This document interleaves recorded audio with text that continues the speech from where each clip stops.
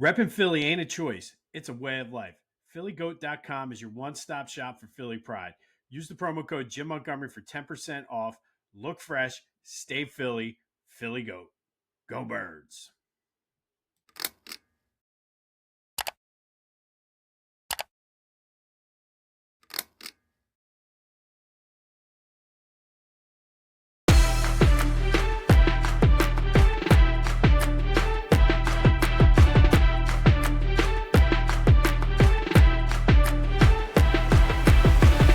What's up, everyone? Welcome to this day in Philly Sports History for March 18th, 2026. I'm your host, Jim Montgomery.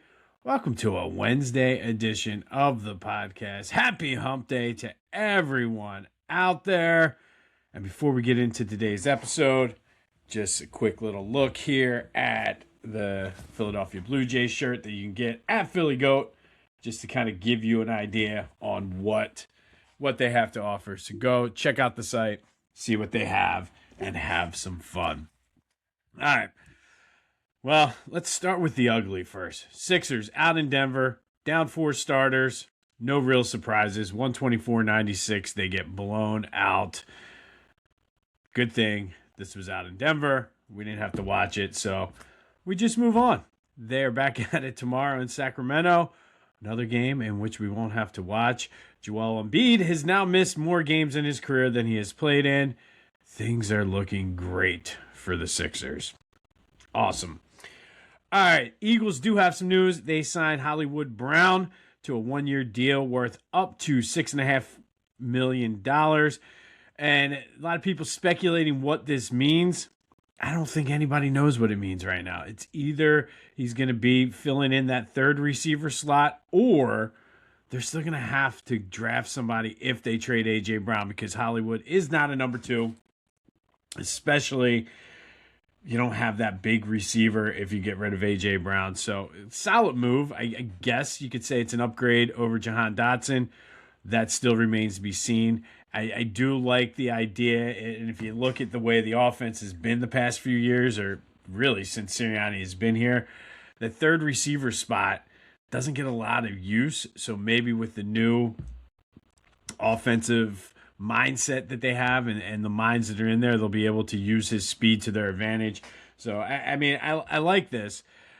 What it means for AJ still remains to be seen, but kind of another domino fell in the whole A.J. Brown trade sweepstakes, whatever you want to call it, yesterday, when Jalen Waddle was traded from the Dolphins along with a 4th-round pick to the Broncos for a 1st, 2nd, and 4th.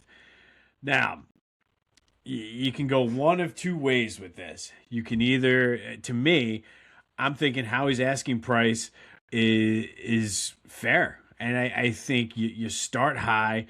That way, when the negotiations happen, you can kind of cut back. So asking for a 1st and a 2nd, or a 1st and a 3rd, or a 2nd and a 3rd, whatever, nobody knows for sure, but those are all the numbers. I think that's fair because A.J. Brown is a better receiver, in my opinion, than Jalen Waddle. Sure, he's 1 year older. There might be some concerns about his fit in the locker room. I don't know.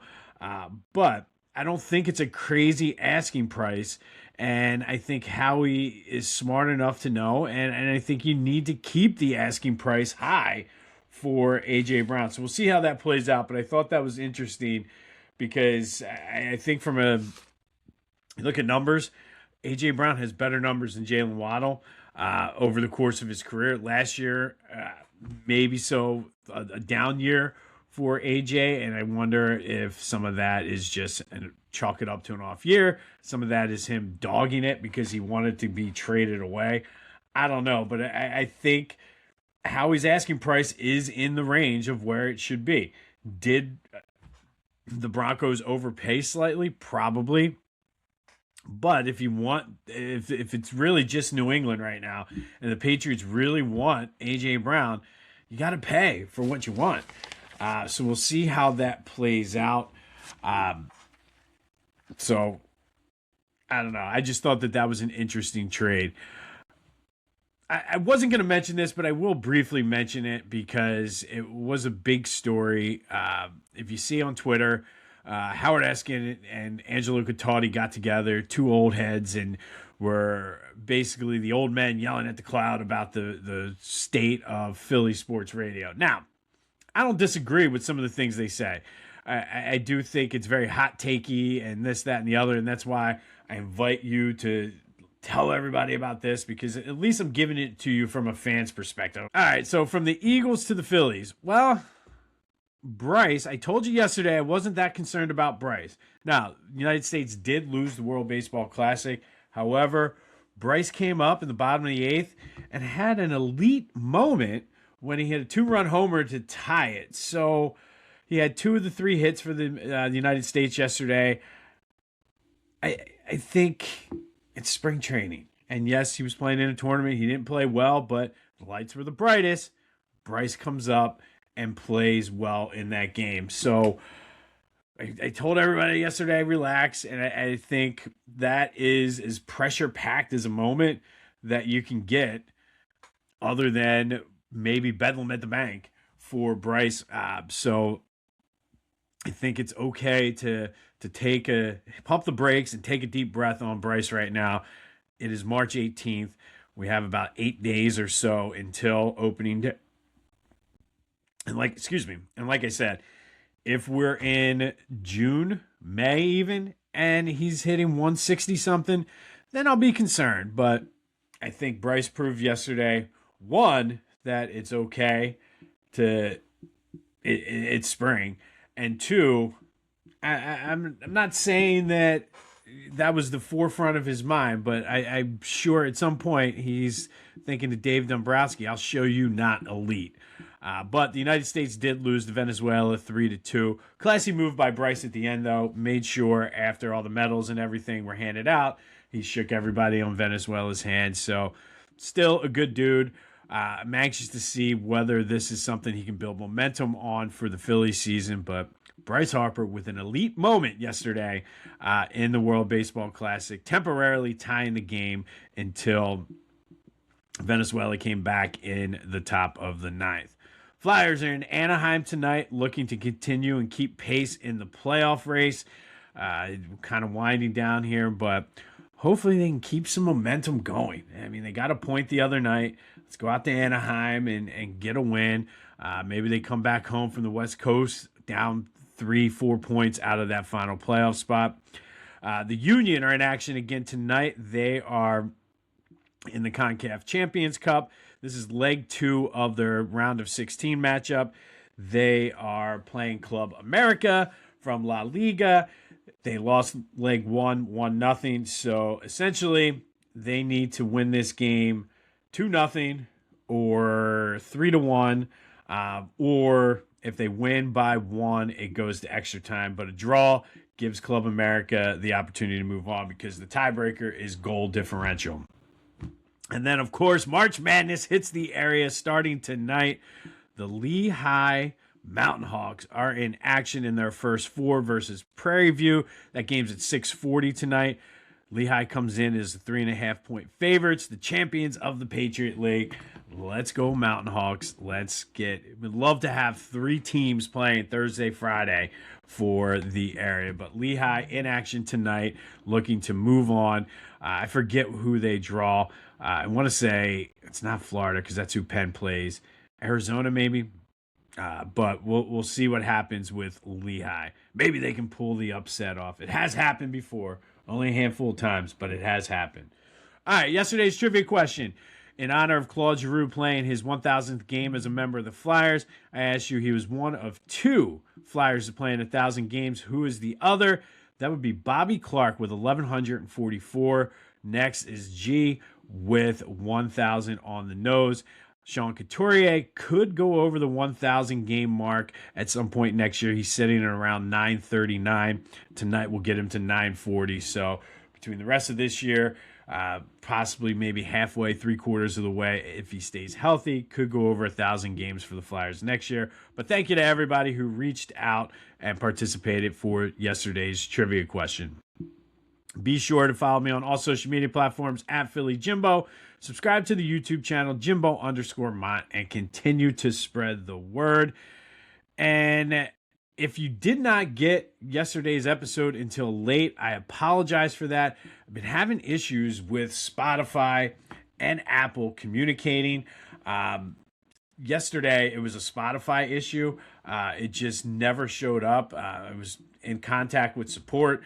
They were saying nothing was wrong. I think it finally got posted maybe around 6 or 7 last night. So I do apologize, but yesterday's episode is up. We had a little bit of fun for St. Patrick's Day on there.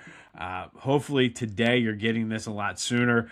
But there has been some issues. I've had some people reach out that Apple has been having some issues. So not really sure what's happening or what's going on, but I do apologize for that. Congrats to the Upper Dublin girls basketball team, who is moving on to the state finals to play Dallastown on Friday night. Just another reason to root for the Upper Dublin Cardinals. Dallastown. Come on now. This is Pennsylvania. But they beat Carroll last night. They ended up winning by 9. At one point, they were up 14. If you have not watched them yet, I highly recommend, if you're into high school sports, watching that game on Friday night. It's on PCN, I believe, at 6 or 7. And I know, second time I've done it, 6, 7. But that they are, and I enjoy watching them with both of my kids because they're very fundamentally sound and they have a suffocating defense. They play the game the right way. They take very unselfish team where whoever's open takes the shot, but the defense is just incredible. So shout out to the UD Flying Cardinals, who are playing Dallastown for the state or PIAA 6A Girls Championship on Friday night.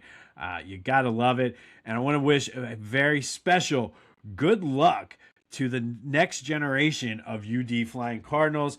My daughter's 3rd grade travel team plays in the championship tonight over at Sandy Run Middle School, Lenape Valley. The season has been great for them. They've improved so much.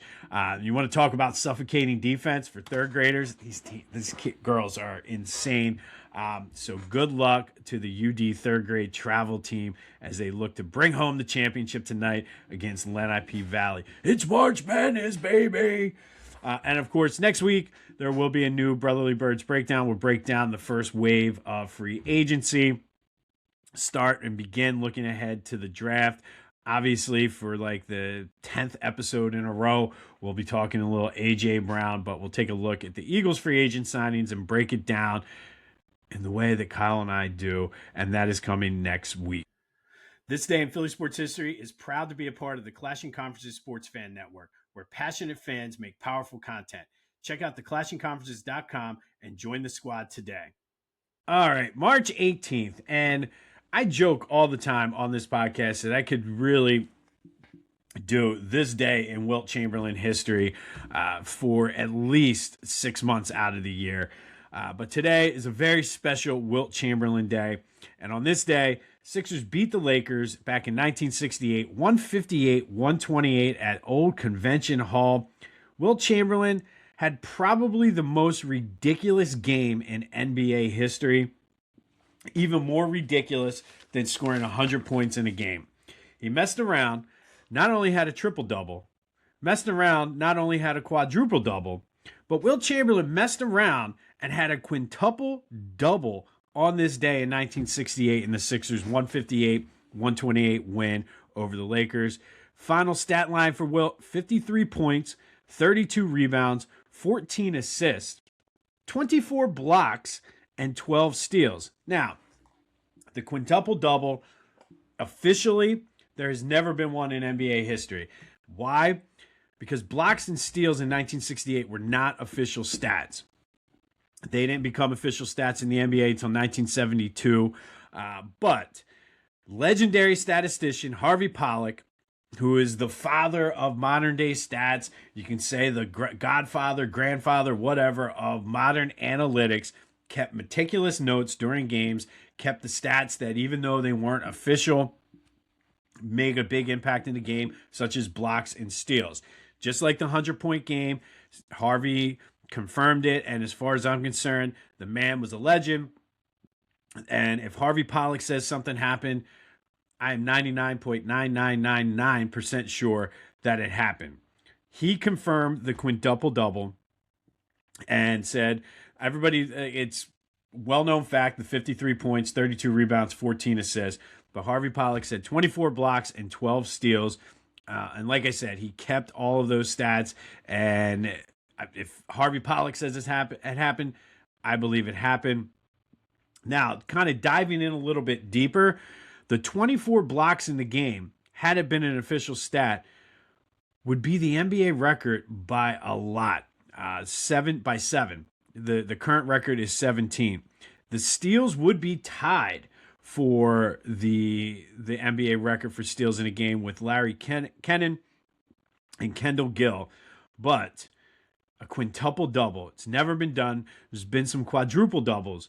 But Wilt Chamberlain, and truthfully, and doing the research for this, this would not have been the first one in NBA history. Apparently, Bill Russell had a few back in the earlier part of the 60s. But on this day in 1968, Sixers beat the Lakers 158-128. Wilt Chamberlain messed around and had a quintuple-double. And then I'm sure he read the lights of the Goodyear blimp and it said, Wilt Chamberlain's a pimp. All right, sorry, that was bad. All right, fast forward to 1991. And sticking with Wilt Chamberlain. On this day, the Sixers beat the Magic 99-91. Charles Barkley had 24 points, but at halftime, the Sixers retired Wilt's number 13 jersey. He joined Billy Cunningham, Hal Greer, Bobby Jones, and Dr. J as the fifth member of the Sixers to have their jersey retired. And eventually in his career, the Warriors and Lakers also retired his jersey. He became the first player to have 3 teams retire his jersey. You add the Harlem Globetrotters into that, and Wilt's jersey is retired by 4 teams. I did not, and I probably should look to see if Kansas retired, to see if his jersey is retired 5 times. But on this day, 1968, Wilt Chamberlain, messing around, had a quintuple-double. And then in 1991, the Sixers, and I don't know if they did that purposely or it just was luck of the draw, but on the same day, almost 30 years later, the Sixers retire his number 13 jersey. All right, let's hop back now to 1976. Flyers beat the Canucks 3-2 at the Spectrum.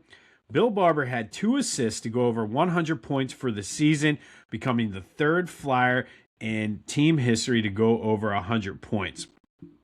That does lead in a season. That does lead us to today's trivia question. Obviously, you know one of these, Bill Barber. But which Flyers have gone over 100 points in a season? A couple guys did it twice. But who are the Flyers to go score 100 or more points in a season? Hit me up on the Back to the Future voice and text line 267-495-8531. That's the Back to the Future voice and text line, or the Discord channel, which is the link in the description. And while you're down there in the description, just a reminder that the Philadelphia Sports Hall of Fame 2026 ballot is out. You have a chance to take part and vote for who you want to see in the Philadelphia Sports Hall of Fame. Submit your ballots. It's the first link in the description. There is a link with the inductee candidates' bios. If your ballot most closely matches what the actual voters come up with, you will win 2 free VIP tickets to the ceremony in November down at Live Casino. If you have any questions, feel free to reach out.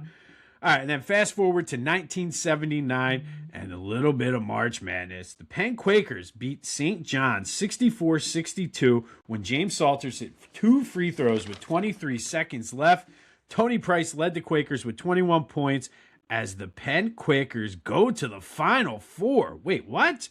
It was the first and only time Penn has made it to the Final Four. They're the last Ivy team to make it to the Final Four, and one of 3 teams joining 1942 Dartmouth and 1965 Princeton as the only Ivy League teams to make the Final Four.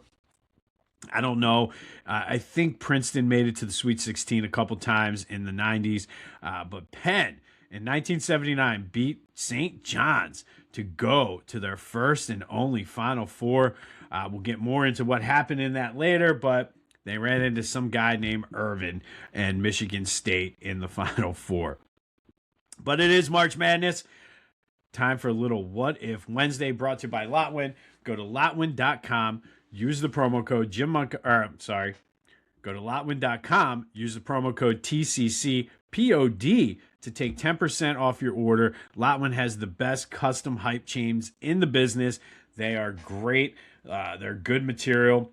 Got one for my son. These things are good for youth sports, gag gifts, fantasy prizes, you name it, bachelor parties. So go get your 3D custom hype chain from Lotwin. Go to lotwin.com, promo code TCCPOD to take 10% off of your order. All right. So I said for a lot of the month, we're going to have a March Madness spotlight. Today, we're going to take a look at the 2003-2004 St. Joe's Hawks. And what if they had beaten Oklahoma State in the Elite Eight? What if John Lucas III's shot did not go in? St. Joe's holds on to win that game and they go to the Final Four. Well, it's not Fridays with AI, but I did elicit the help of What If Sports to help me simulate the Final Four had St. Joe's gotten there. In the Final Four matchup, they would be playing Georgia Tech. And What If Sports predicted that this would be a back and forth game, but Jameer Nelson would take over in the final 4 minutes as the St. Joe's Hawks win 68-64. Jameer hits 2 free throws late in the game to seal it en route to 24 points. Delonte West would add 17, and the St. Joe's Hawks would be playing for the national championship, taking on the UConn Huskies. Now, this would be a tough matchup because of Emeka Okafor, as well as Ben Gordon for UConn. But St. Joe's would be able to control the tempo early in the game, keep it slow. UConn leads at 34-31 at half. It was tied with 52 with 8 minutes left. But then Emeka Okafor would just be too much for the Hawks. They didn't have the size to stop him. UConn wins at 72-64. Jameer had 26. Delonte West with 16. But Ben Gordon was the star of the game, 21 points. Okafor, 18 points, 13 rebounds. But it would have been a tough task for St. Joe's to beat that UConn team. I do think they would have beaten Georgia Tech, but that UConn team was a pretty damn good team. But if they would have won that game, were they good enough to go and win the national championship? What are your thoughts on that? Because I know that was a team that a lot of people were heavily emotionally invested in. But would St. Joe's have had enough to beat Georgia Tech and then possibly hang with UConn in the final? Hit me up on the Back to the Future voice and text line and let me know your thoughts on that. 267-495-8531. What If Wednesday, brought to you by Lotwin. Get your 3D custom height chains from Lotwin and use the promo code TCCPOD to take 10% off of your order. But could the St. Joe's Hawks have won the national championship? They were the best team in the country from a record standpoint that entire season. Would they have had enough firepower to win it? Let me know your thoughts. And then finally, our Women's History Month Spotlight rolls on. Every journey starts somewhere. For these women, it started in Philly, whether it was on the playgrounds, rec centers, high school gyms, college gyms, and it all led to the WNBA. And today, we're going to take a look at Shey Peddy, who wasn't an area native but did transfer into Temple. She started at Wright State for 2 years, transferred into Temple. Quick side note, at Wright State, she was All Horizon League, and she was All Horizon League defensive first team 2 times. But at Temple, she was the A-10 Player of the Year and Defensive Player of the Year. 2-time All A-10 and 2-time All A-10 defense. She was a defensive specialist. 2-time Big 5 Player of the Year, both years at Temple. All of that led her to being a second-round pick of the Chicago Sky in 2012. She did not start her career in the WNBA. She played overseas, but when she finally got to the WNBA, played for the Mystics, Mercury, Sparks, and Fever. She has played in the WNBA Finals. So from Temple via Wright State to Europe to the WNBA, we celebrate the journey. Shey Peddy shows that perseverance paid off, and we talked a lot yesterday for Tuesday Motivation Positivity about taking small steps and celebrating each small win. And it might take some time, but eventually you'll get to your goal. Shey Peddy is that personified, as she took the long way to get to the WNBA, but when she got there, she was an immediate contributor to her team. So Shey Peddy, we celebrate you on this Women's History Month. We celebrate your journey. Thank you for what you did for my Owls. Be sure to let me know your thoughts on the St. Joe's Hawks and what they need to do, or could they have won and made it a competitive game in the Final Four against Georgia Tech and then ultimately UConn. On this day, it's 1979, Penn Quakers go to the Final Four, beating St. John's 64-62. Bill Barber goes over 100 points on the season. Third time a Flyer did that. Don't forget about the trivia question.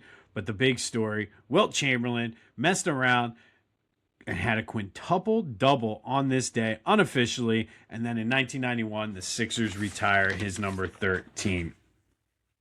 Good luck to the Lehigh Mountain Hawks. Good luck to the UD third grade travel team. We'll have more on Phillies, Eagles, maybe the Sixers, but the Flyers, all of that tomorrow, as we got an exciting Wednesday here in Philly sports. So stay tuned. Tune in tomorrow for a little bit of Throwback Thursday, as well as we continue our March Madness focus. This has been This Day in Philly Sports History for March 18th, 2026. My name is Jim Montgomery. Go have yourselves a hump day. And until next time, I'll see you when I see you.